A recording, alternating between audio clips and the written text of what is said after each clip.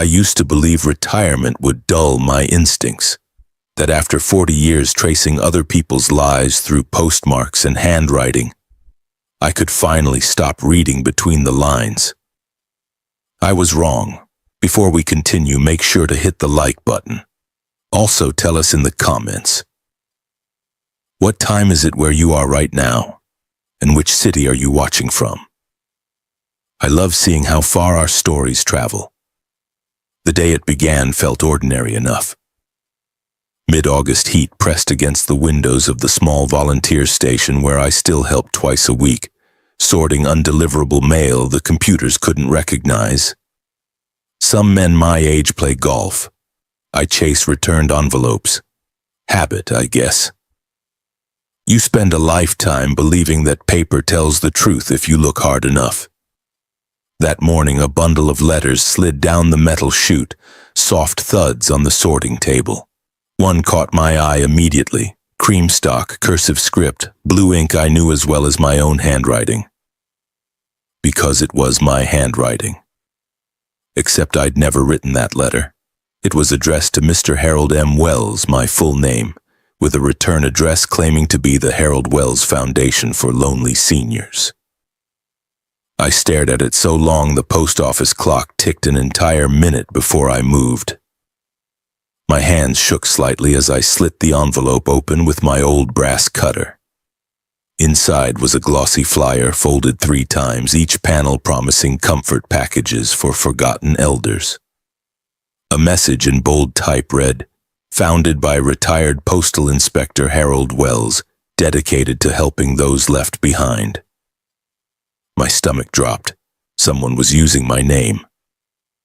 At the bottom was a donation form with a Tampa P.O. box and routing number. I traced the signature in ink. Emily Wells, my daughter. For a long moment the room tilted, the hum of the fluorescent light narrowing to a single tone. I hadn't spoken to Emily in almost 4 years. We drifted after her mother died, small disagreements over the estate, then silence that hardened like concrete. The last time we saw each other, she'd said I cared more about strangers' letters than my own family. Now here she was, sending letters in my name. I slipped the flyer back into its envelope, sealed it, and tucked it into my jacket. Around me, the volunteers kept sorting, unaware that my entire life had just been redelivered. On the drive home, the world outside the windshield blurred. Palms bending in the coastal wind, the shimmer of heat over the asphalt. I tried to reason it out. Maybe a mix-up, maybe some printing company reusing old templates. But deep down, I already knew Emily's careful loops in that signature. I'd watched her practice cursive on the kitchen table as a girl, tongue between her teeth, determined to write like her mother. I reached my house just past noon. The place felt smaller since my wife passed, quiet in the way only widower houses are. I set the envelope on the kitchen table and stared at it, like evidence from a crime scene. Part of me wanted to call Emily right then. Part of me wanted to burn it and pretend it never reached me. Instead, I did what I'd always done when something didn't add up. I investigated. First stop was my old laptop, ancient but loyal. A quick search showed nothing about a registered Harold Wells Foundation, but the P.O. box listed a small coastal branch office, one I'd used decades ago when I still carried a badge. That detail hit harder than the rest. She hadn't just used my name, she'd used my past. Over the next hour, I traced the routing number to a credit union 2 towns over. A legitimate institution, small enough to avoid notice, large enough to move real money. The account name matched the letterhead. Harold Wells Foundation, Inc. Date opened. 3 months earlier. Authorized signatory. Emily Wells. The screen blurred. I removed my glasses, rubbed my eyes. Fraud wasn't new to me. I'd seen every flavor of it. But seeing it dressed in my own daughter's handwriting felt like watching a photograph fade in acid. I printed everything and laid the pages out on the table in neat columns, the way I used to line up evidence reports. My late wife, Anne, would have teased me for turning the kitchen into an office again. She used to say the world made more sense to me on paper than in person. Maybe she was right. By sunset, I had a timeline. The letters began in May, shortly after Emily's online posts about new projects helping seniors. The donations averaged $200 each, mostly from widows in retirement communities, the same women Anne used to visit with baked goods and church newsletters. That overlap wasn't coincidence. I pushed back from the table, hands over my face. The house smelled faintly of dust and coffee. Somewhere outside, cicadas started their evening chorus, that droning reminder of time passing whether you want it to or not. I tried to picture Emily's reasoning. Maybe she thought it was harmless, borrowing credibility to start something real. Maybe she told herself she'd pay it back. But the tone of that flyer wasn't hopeful, it was professional, polished. This wasn't a mistake. It was a business. And my name was its brand. I poured a small bourbon, my doctor's warnings echoing faintly in the back of my mind, and sat by the window. The sky over the bay had turned that deep Florida violet streaked with orange. I thought about the hundreds of envelopes I'd handled in my career, letters from soldiers, lovers, con men, and widows. Each one told the truth if you read it right. Now I held one that told the truth about my own blood. I knew I couldn't call her tonight. The first words out of my mouth would be the wrong ones. So I wrote instead. Just notes at first, addresses, amounts, dates. Then a line I didn't plan to write. Emily, if you're reading this someday, I hope you understand why I had to look deeper. I stared at that sentence for a long time. Then I folded the page and slipped it into the same envelope as the flyer. Tomorrow I'd visit the credit union, not as a father but as what I used to be, a man who followed the trail until it ended, no matter where it led. Outside, thunder rolled over the bay, low and distant. A storm was coming, slow and certain, the kind that takes its time before breaking. I didn't sleep that night. The storm rolled in sometime after 2, rattling the gutters, thunder cracking like the world was resetting its balance sheet. I sat in the living room chair with the envelope beside me, the way a cop keeps a confession close until morning. When the rain finally eased, I poured coffee into one of Anne's old mugs and told myself I was just going to look. Retired or not, a postal inspector never quite retires from curiosity. The credit union branch opened at 9. I waited outside in the parking lot, wipers fighting the drizzle. The sign on the door said Community First Credit Union, serving since 1971. I'd closed counterfeit accounts here once. Same carpet pattern, same faint smell of toner and coffee. Inside, a young teller greeted me with rehearsed cheer. I gave her my calmest retired civil servant smile and asked to speak with the branch manager about a potential identity issue. That phrase, potential identity issue, still opens doors. Within minutes, a man in a gray suit appeared, professional but cautious. I laid the envelope on his desk and explained that someone was using my name for a charity account. I didn't accuse, didn't show anger. I just let the paperwork speak. He frowned, typing rapidly. Yes, sir, there's an account under that name. Authorized signature Emily Wells. Are you related? Unfortunately. He looked relieved when I said I wasn't pressing charges yet. I only wanted verification of deposits. Privacy laws limited what he could show me, but old habits die hard. The reflection of his monitor was clear enough in his office glass. Columns of numbers, dozens of transactions. Most were small, 50, 100, but consistent. And they'd come from zip codes I knew, retirement communities along the coast. By the time I walked out, the coffee in my hand tasted like metal. At home, I cleared the dining room table, spread the printouts I'd made the night before, and began building what Anne used to call my crime quilts. Evidence, sequence, motive, all stitched together until the pattern appeared. I started with the mailing addresses. The P.O. box from the flyer routed through the same regional hub I once supervised. A little digging on the postal website gave me the permit number for bulk mailings. I scribbled it down, cross-referenced it with the online registry of non-profit organizations. Nothing legitimate came up.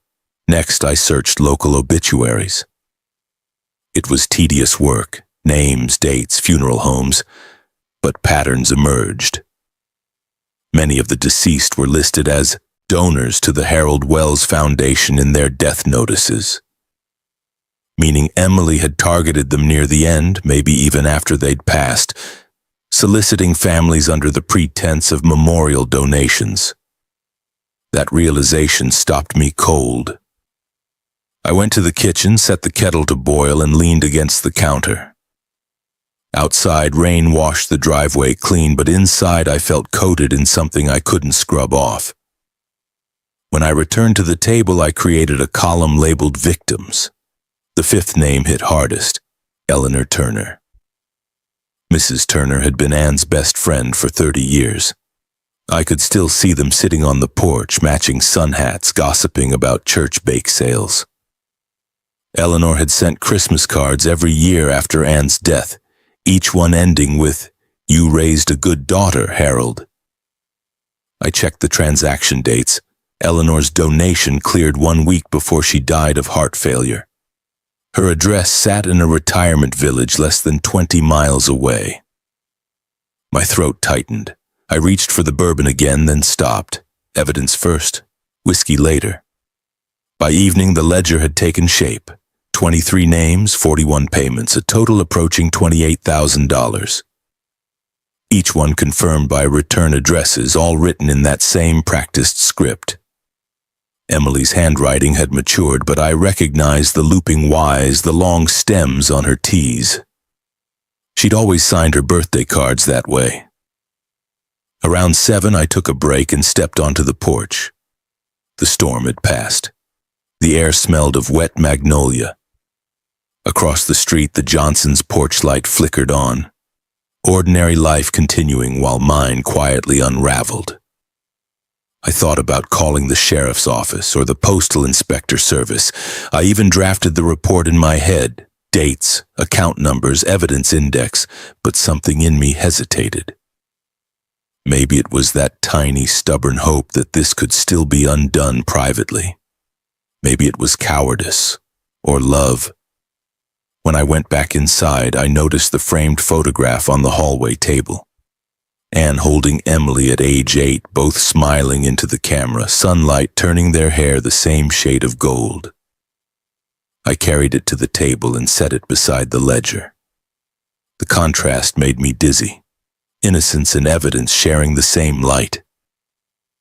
I wrote for hours, notes turning into paragraphs, paragraphs into statements. Each line tightened the knot in my chest.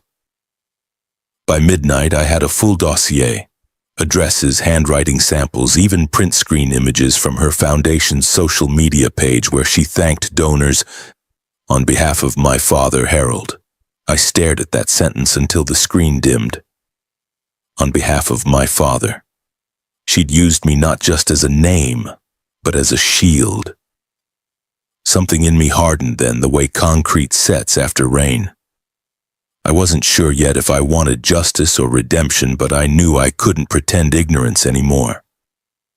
I closed the laptop, gathered the papers into a binder, old instinct, tidy evidence chain, and labeled the cover in black marker, the ledger. Before turning off the light, I whispered into the quiet house as if Anne were still listening. "She's crossed a line, love. Our girl's stealing from ghosts." The clock ticked once, twice, the way it does when the night's almost over but not yet ready to end. I sat there listening, waiting for the sound of the next step, whatever it would be. I drove to her neighborhood like a man walking to a funeral, because in some way that's what it felt like. Not the death of a person, but the death of an idea. The idea that family was a sanctuary where you recognized one another by the small mercies. not by ledger entries. Her house sat behind a hedge trimmed too perfectly, a short drive from the main road, all stucco and glass that caught the afternoon sun and threw it back like a pretense. A new SUV with a dealer plate rested in the driveway. It was the kind of vehicle that announces itself in a cul-de-sac. Polite, expensive, unassailable. For a moment I stood in the street and only watched, the way you might watch someone you once knew through a one-way window. I rehearsed my greeting 2 or 3 times on the walk up the path. Don't sound accusatory. Keep your voice even. You are not there to destroy her life tonight. You're there to see if there's any truth you can salvage. Those were the rules I gave myself, though I knew whatever I said would rearrange the closest furniture of our past. She opened the door before I could knock, hair pulled back in a casual knot, a linen dress that hinted at a life with soft mornings and many appointments. She looked older, which I suppose we all do when grief carves a new map on our faces, but there was a solidity to her I'd never wanted to see. The kind of solidity you get from always having to be convincing. "Dad," she said. Her voice caught for a second. That was new. We embraced as people who have practiced distance. Her husband hovered behind her, awkward in a polo shirt, hands folded like a man used to calming storms he could not name. There was a boy at his elbow, clutching a handheld game and watching us with wide, uncomprehending eyes. My grandson. He looked like both of them and neither of us at the same time. Inside, the house smelled faintly of lemon and eucalyptus. There were magazines fanned on a coffee table, a porcelain bowl of faux fruit that the decorator would call tasteful.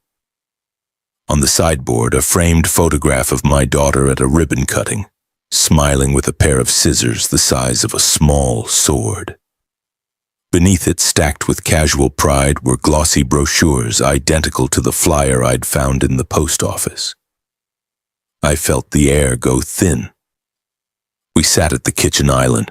I watched her hands as she poured tea for the 3 of us. The gestures were composed, precise, the fingers of a woman who had learned the habit of being present and not intrusive. Her husband kept his eyes down, offering occasional nervous comments about the weather or the school calendar. My grandson, meanwhile, retreated to the living room, eyes on the game screen, a small island of childhood in a sea of adult consequence. "So," she said finally, and like every child who has practiced diplomacy in front of a parent, she landed somewhere between warmth and armor. "I got your message. I didn't expect to see you so soon." I had sent no message. I'd simply walked up the path and asked for the door. The small lie landed in the air like a dropped glass, and she flicked her gaze to me, measuring. "I found a flyer," I said. The words were small but deliberate. "Using my name." She looked at the table where the brochure sat. Her hands paused. For a moment I thought she might cry. For a moment I thought she might confess. She did neither.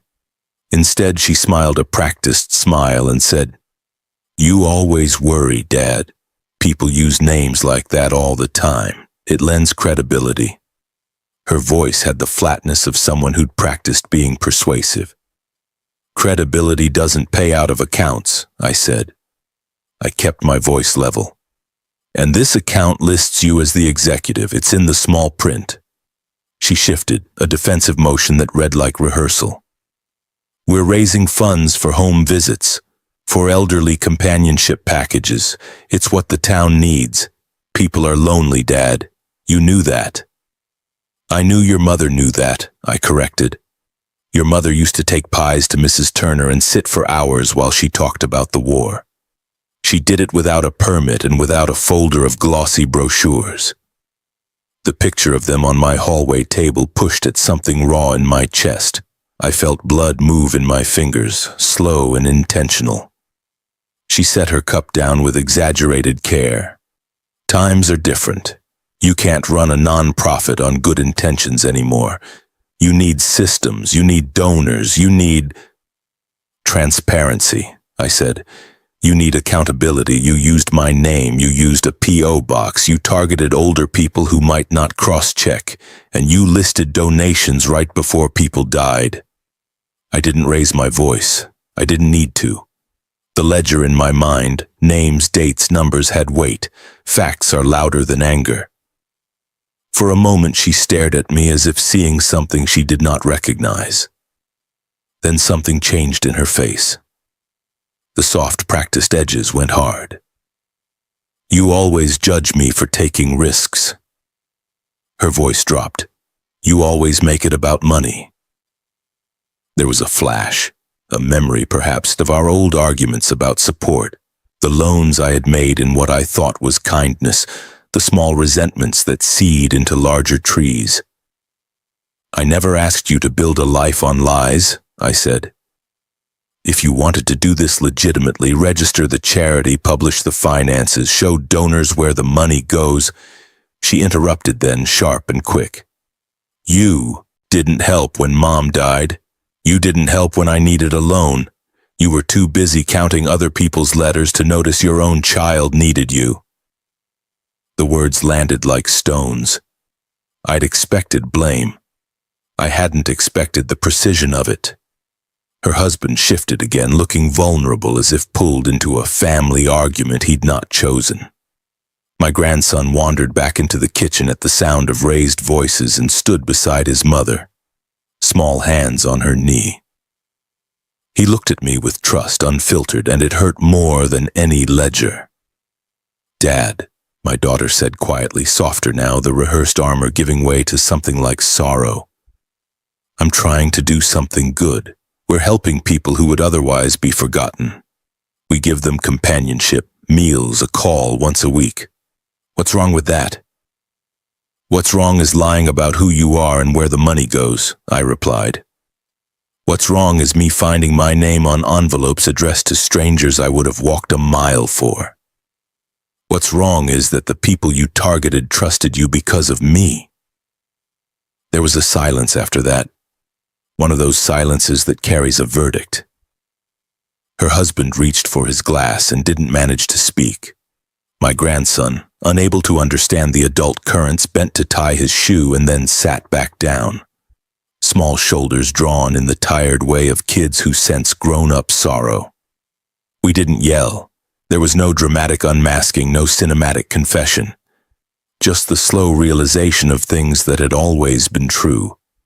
That ideals can be twisted into excuses, that pride can become armor for misdeeds, and that love can be a leash as much as it is a lifeline. When I left that afternoon, it was with the same even step I'd had walking up the path, but heavier somehow, like a man who has closed a door that will not open the same way again. She watched me go from the porch, and I could see the calculation in her face. What to say next? How to shape this into a story where she remained the heroine. For my part, I had the ledger in my chest now and the quiet growing resolution to follow its lines wherever they led. Outside, the sky had the washed-out look of late summer. The air hung ready for another storm that might or might not come. I walked to my car, set my hands on the steering wheel, and for a moment considered the small, stupid hopes we tell ourselves about reconciliation. Then I started the engine and drove home. The neighborhood sliding past in a green blur, the boy in the back seat on the other side of a house I no longer recognized. Sleep didn't come easy after the visit. The rain had returned, tapping lightly against the windows as if reminding me that nothing ever stays sealed for long. I sat at my desk, the same one where I'd once filled out inspection reports and testimony summaries, staring at a blank page and feeling the old muscles of duty tighten in my shoulders. I told myself I was only documenting what I knew, that putting facts in order might help me think clearly. But when I started writing, it came out different, less like evidence, more like a letter. My daughter, I began, though I couldn't quite bring myself to write her name. You've done something I can't ignore. I wish I could say this is about money, but it isn't. It's about the kind of person your mother hoped you'd become and the kind of man I promised her I'd stay. You're stealing from people who believed in kindness, from people who already buried their loneliness once and now have to pay for it again." I stopped. My handwriting looked unsteady. I hadn't written a personal letter in years. Computers had trained me to summarize, to keep everything professional, but there was no professionalism that could disguise this heartbreak. The clock said 2:30 in the morning when I finally leaned back. The paper before me wasn't just a confession to her.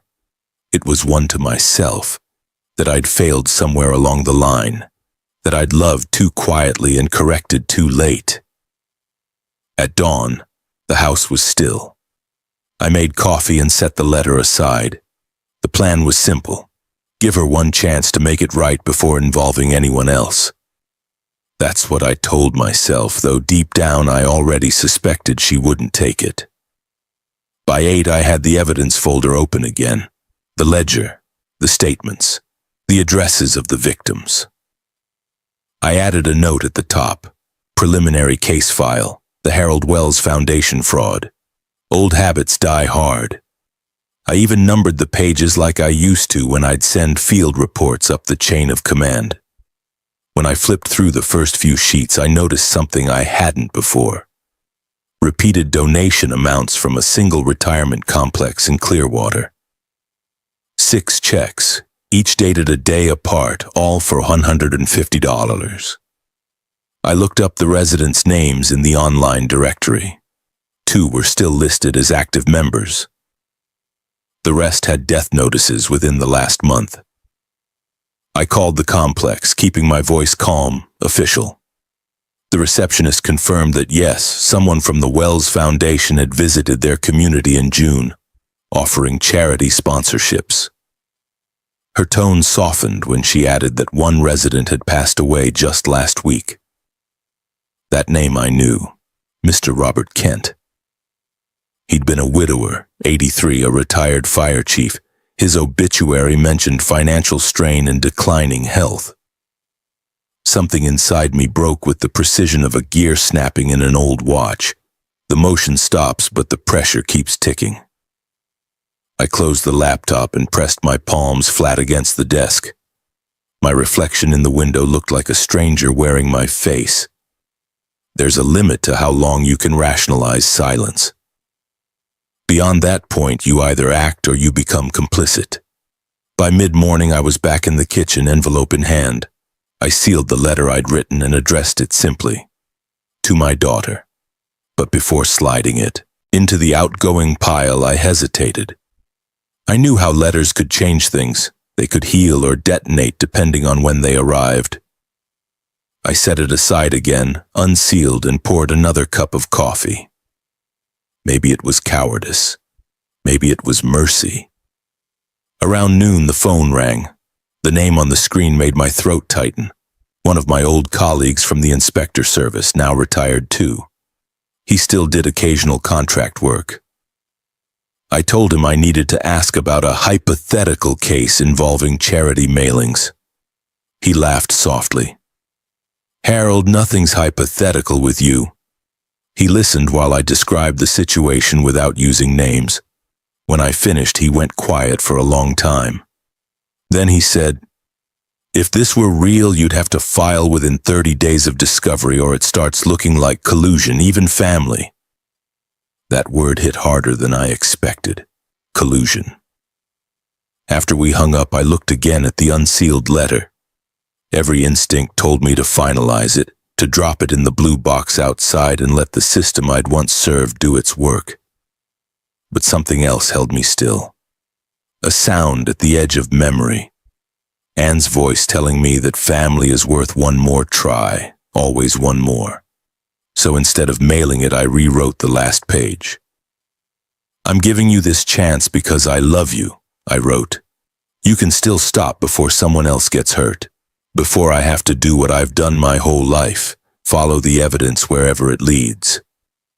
I hope you understand that truth doesn't stop being truth just because it comes from your father." I left the letter open on my desk, not hidden, not destroyed. A strange sort of compromise. That evening I walked down to the waterfront to clear my head. The air smelled of salt and engine oil. Pelicans drifted low over the bay, their wings catching the last amber light.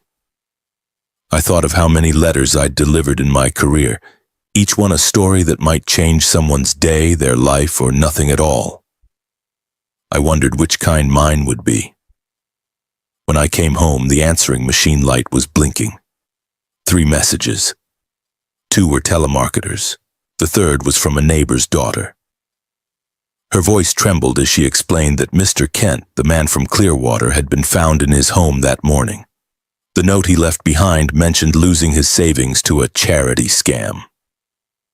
I sat down slowly, the room tilting. My daughter's actions had just crossed the line from deceit to something far darker. The letter on my desk stared back at me, words that now felt hollow. I picked it up, read it one last time, and then tore the final paragraph away. In its place I wrote, "This isn't a warning anymore, it's evidence."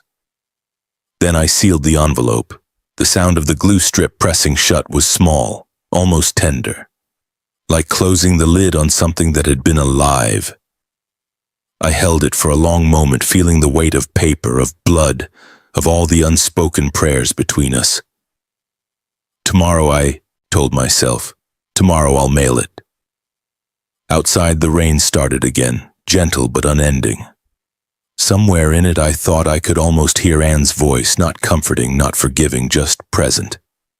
The kind of silence that doesn't absolve you, only reminds you that truth waits for no one. The morning I mailed the letter, the air was heavy with that Florida dampness that makes everything feel half-remembered. I sat in my car outside the post office for nearly an hour, the sealed envelope resting on the passenger seat like a quiet passenger. The address, Federal Postal Inspector's Office, Tampa Division, stared up at me in my own handwriting. I'd written that address thousands of times in my career. I never thought I'd use it for this. I told myself it was a professional decision, not a personal one. But when you're reporting your own blood, there's no clean line between duty and betrayal. I stepped out, walked across the parking lot, and slid the envelope into the blue collection box. The drop made a soft metal sound, small, final, ordinary. For a second, I stood there waiting for something to happen. It didn't. The world stayed quiet. Cars passed. A bird cut across the humid sky. But inside, something irreversible had clicked. On the drive home, I rehearsed what I'd say when they called. I knew the process: initial intake, evidence review, probable cause, then referral to the Justice Department. I'd been on the other side of it so many times. The difference was that back then the offenders were strangers. This time the trail led straight to my daughter's doorstep. When I pulled into my driveway, her car was already there.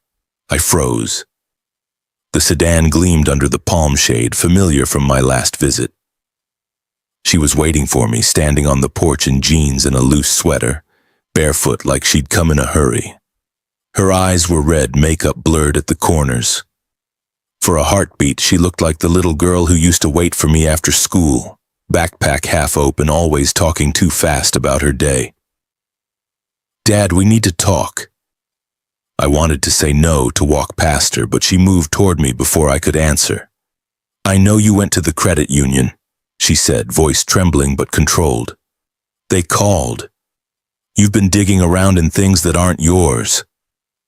"Then maybe you shouldn't have used my name," I said quietly. She flinched just slightly. "I was going to tell you I started the foundation because people trusted you. It made donors feel safe." "You mean it made them write checks?" Her voice rose. "You don't understand. It wasn't supposed to go like this. I had investors, Dad, real ones. They said we could build something big: meals, care packages, hospice support. Then the costs got ahead of us.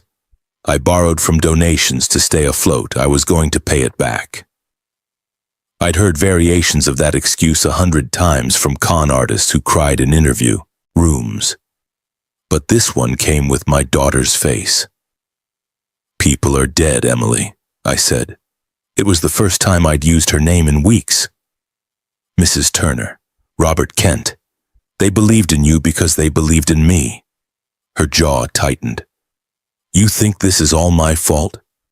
Maybe if you'd supported me when Mom died, I wouldn't have had to—" "Don't," I cut in, calm but sharp. "Don't turn this into history. This isn't about grief. It's about choices." She went silent. The cicadas filled the pause, their buzzing as relentless as guilt. "Did you mail something?" she asked suddenly. "Tell me you didn't." I didn't answer. The truth was sitting in the steel belly of a postal truck by now, heading for the federal building downtown. Her voice cracked. "Please, Dad, don't do this. I can fix it. I'll shut everything down. I'll refund what I can." "You can't refund lives." "I didn't mean for anyone to die," she shouted, the words echoing off the porch beams. "You think I wanted that? You think I sleep at night?" Her breath hitched. "I was desperate, Dad. I just wanted to make something of myself. I wanted you to be proud of me again." Pride. That word landed like a confession neither of us had spoken in years. "You could have made me proud by telling the truth," I said. "But you used honesty as a costume, and now the mask's off." She looked down, shaking her head. "I should have known you'd turn on me. You always cared more about rules than people." I wanted to argue, to remind her that rules protect people, that the lines exist so we don't destroy each other. But her next words stole whatever defense I had left. "I wasn't alone in this," she said quietly. I felt something cold crawl through me. "What do you mean?" Her eyes flicked toward her car. "There were others, investors, partners. They said the only way to get real funding was to fake legitimacy first. They used your name before I could stop them. You signed the documents. I had no choice. You always have a choice." The silence that followed wasn't peaceful. It was loaded, brittle. Somewhere down the block, a lawnmower started up, humming through the tension. Finally, she whispered, "You really did send something, didn't you?" I didn't reply. She saw the answer anyway. Her shoulders sagged, and for a moment she looked smaller, younger. Then her expression hardened, a mask snapping back into place. "You just destroyed me," she said. "Your own daughter." "No," I said, "you destroyed yourself. I just stopped pretending I couldn't see it." She turned abruptly and walked down the steps toward her car. Her hands shook as she opened the door. "I hope you're happy," she said, voice raw. "You'll die alone with your principles." She drove away too fast, gravel spitting from the tires. I stood there until the sound faded. Inside, the house felt hollow. I sat at the table where the ledger still lay open, numbers staring up like witnesses. The phone buzzed a few minutes later, an unknown number. I didn't need to answer to know who it was. The voicemail that followed was short. "Dad, I'm sorry. Please don't hate me." Then a click. I listened to it twice, then deleted it, not out of cruelty, just to make sure I couldn't play it again. Out the window, the afternoon light fell across the old photograph of Anne and our daughter at the county fair, both holding cotton candy, faces caught mid-laugh. I whispered to the room, "I did what you'd have done, love. I followed the truth." But the truth didn't answer back. 2 weeks passed before I heard anything official. Silence has a sound of its own. It hums inside the house like an appliance left running. I filled those days with small habits, sweeping the porch, feeding the gulls by the pier, sorting my mail even though there wasn't much left to sort. Every time I heard the post truck outside, my chest tightened. On the 15th day it came, a plain brown envelope with the federal seal and the return address I'd written so many times before. United States Postal Inspection Service, Tampa Division. For a moment I couldn't make my hands open it. I'd expected relief. What I felt instead was grief in a uniform I recognized. The letter was clinical, precise, acknowledgement of my submission, confirmation that evidence had been reviewed, and notice that a formal investigation had been initiated against the Harold Wells Foundation, Incorporated. It also included a case number and the name of a lead agent. No warmth, no judgment, just procedure. I used to write letters like that myself. That night I sat at the kitchen table with the document spread before me. The fan clicked overhead, stirring warm air that smelled faintly of salt. I thought of my daughter reading a similar notice, the world collapsing into numbered paragraphs and legal jargon. Somewhere she'd realized the betrayal had come from me. 3 days later, the local paper confirmed what I already knew. Local nonprofit under federal investigation, the headline read. Beneath it, a photograph of my daughter walking beside 2 plainclothes officers, head bowed, hair pulled across her face like a curtain. The article used words I'd read 100 times: mail fraud, misappropriation of funds, financial deception.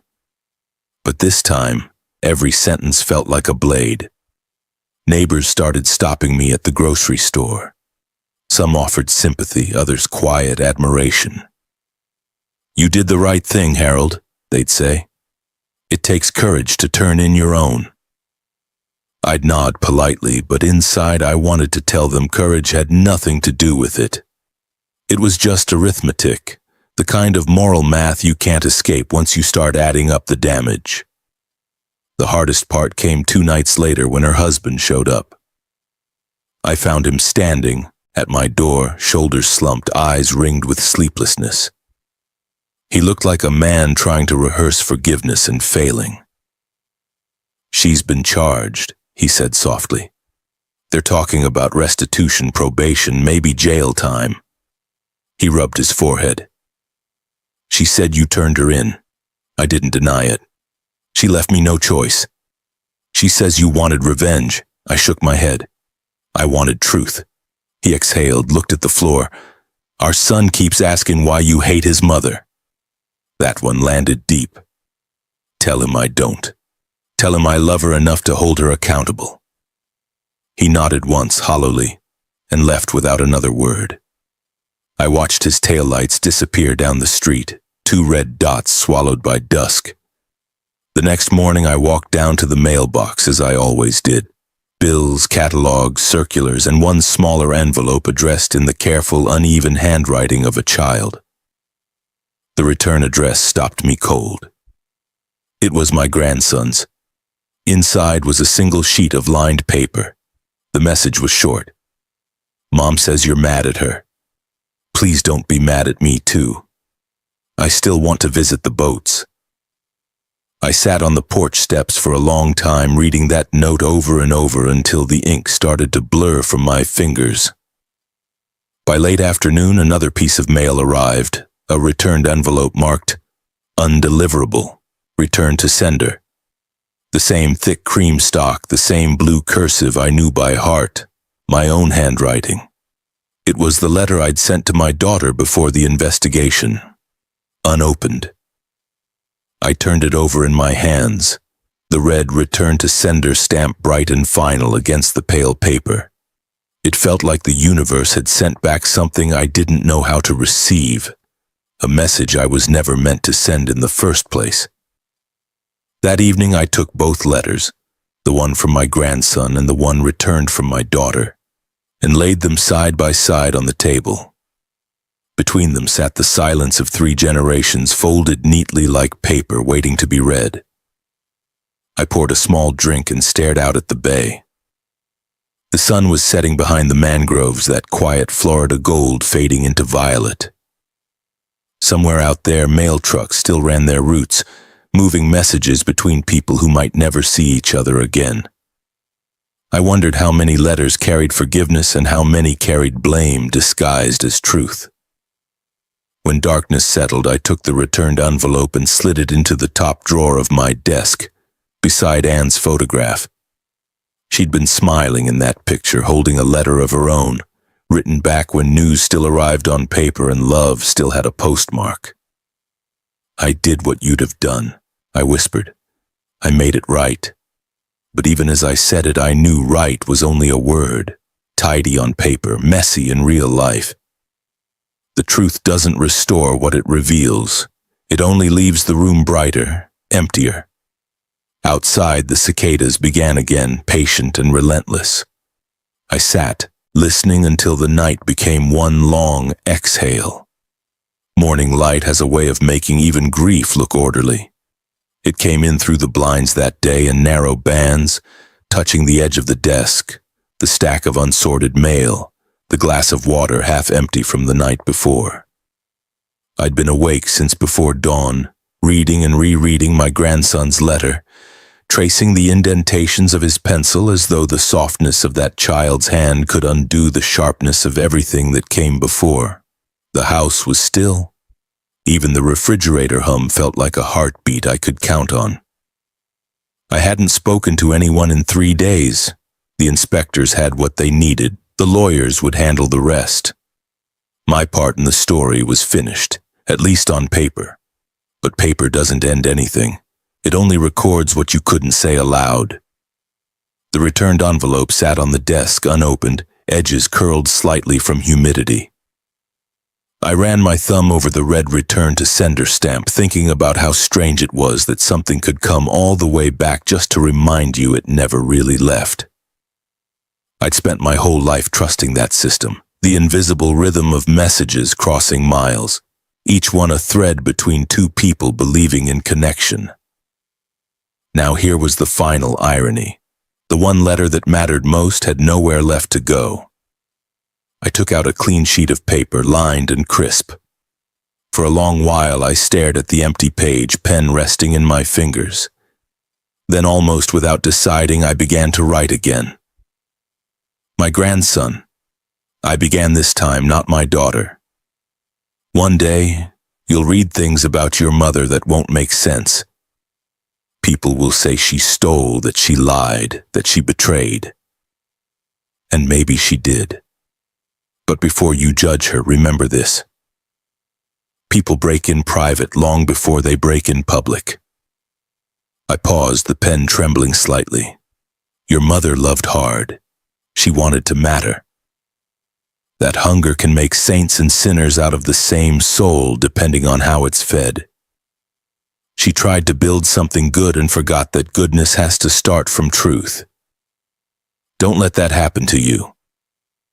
Outside, a boat engine rumbled to life down by the bay. I could smell diesel and salt through the screen door. You'll hear that your grandfather turned her in. You'll wonder why. I did it because I believed the truth deserved its own defense. Because justice isn't revenge, it's balance. I don't expect you to forgive me, but I hope you'll understand that loving someone doesn't mean protecting them from consequences. It means wanting them to find their way back, even if they hate you for lighting the path. I leaned back then, watching the words dry. It struck me how much quieter honesty sounds when it's written instead of spoken. I folded the letter slowly, slid it into an envelope, and wrote his name across the front. No address. I didn't know where he'd be in a year or whether he'd want to hear from me. For now, it was enough that it existed. The morning stretched on. I walked out to the porch, the boards warm under my bare feet. The bay shimmered with that forgiving light it gets after rain. I sat in the same chair Anne used to read in, the one that still creaked when you leaned back too far and let the breeze carry the smell of seaweed and gasoline. I thought of her then. Anne, steady and kind, the conscience I'd borrowed for most of my life. If she'd been here, maybe she'd have found a gentler way. She'd have written to Emily not about what she did, but about who she was before she lost her way. I envied that kind of grace. Inside, the phone rang once, then twice, then stopped. I didn't move to answer it. Whoever it was could leave a message. The world had said enough for now. I opened the returned letter at last.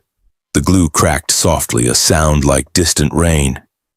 Inside was my first confession, the one I'd written weeks ago when I still thought redemption was something you could deliver with postage. The words looked naive now. Forgiveness printed in ink thinner than regret.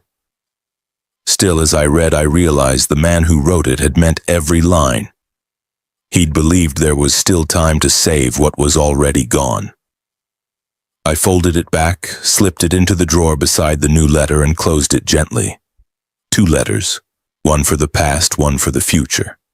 Neither meant to be sent, both somehow necessary. By afternoon, the shadows had lengthened across the floor.